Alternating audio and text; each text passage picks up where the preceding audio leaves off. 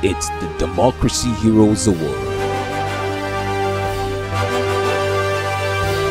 The nominees are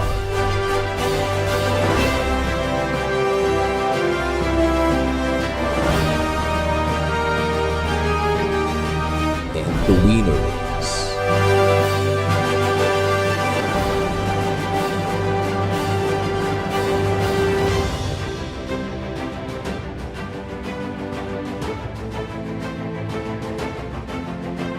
The challenges are really part of the job. If there were no challenges, I don't think a minister would have been appointed. But we confronted a lot of challenges when we came. First, the issue of subsidy. We feel that subsidy is really benefiting the wrong set of people. Because diesel, which is mainly used for the transportation of food products, for example, has been deregulated. Kerosene, which of course our rural people use most, has also been deregulated. But only petrol has continued to defy deregulation. So that was the major challenge, because it was taking a lot of the national funding.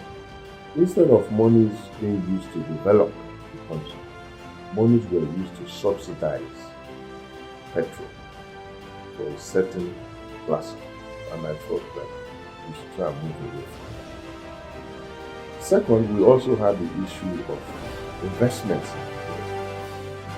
For a long time, we've not really had major investments.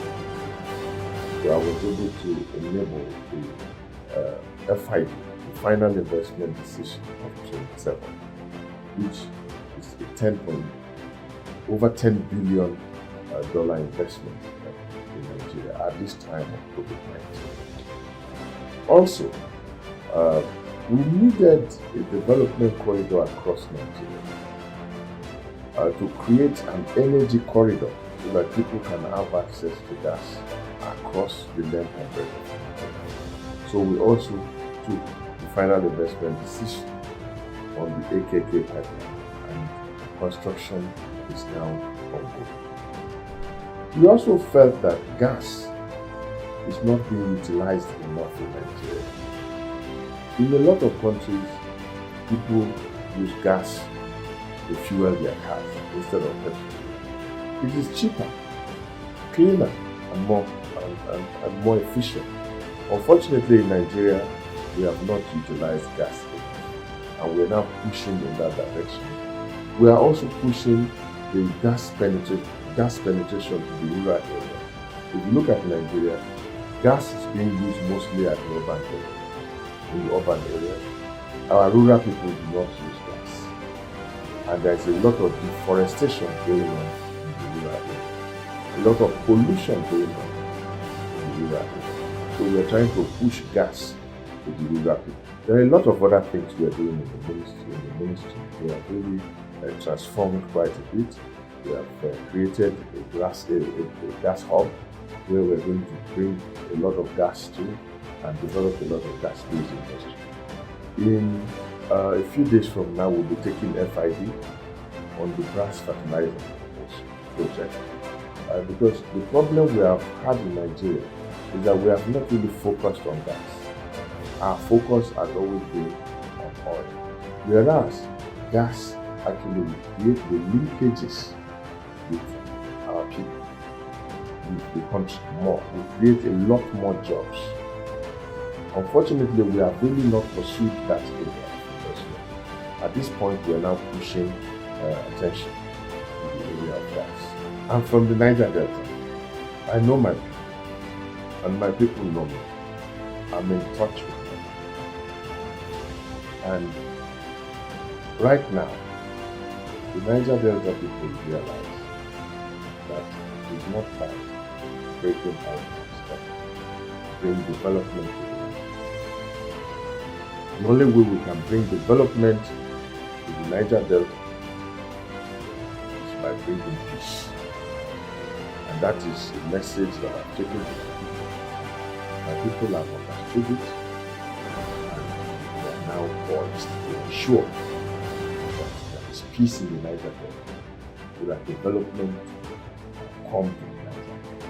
That's why you see at this point we have abandoned whatever that phase was, the great pipeline. Now Niger Delta are putting peace and are actually doing peace so that development can come to us. Frankly, surprised, because I never expected it. I never thought of an award when I started this job. But I'm quite surprised that people noticed and actually also humbled that my small effort on this table and in this industry is noticed out there, and without prompting, somebody comes to offer me this award because I won a democratic process. That is quite humbling. And because I don't accept awards. I mean, a lot of awards have been offered to me and I reject them, because especially when they attach monies to the awards, I always don't accept it, because I said accepting an award that you paid for is like passing an exam that you cheated.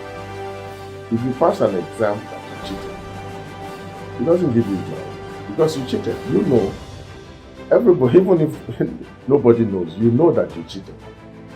So it doesn't give you joy. And so winning an award that you paid for also is like cheating. You know you paid for it. It doesn't give you joy.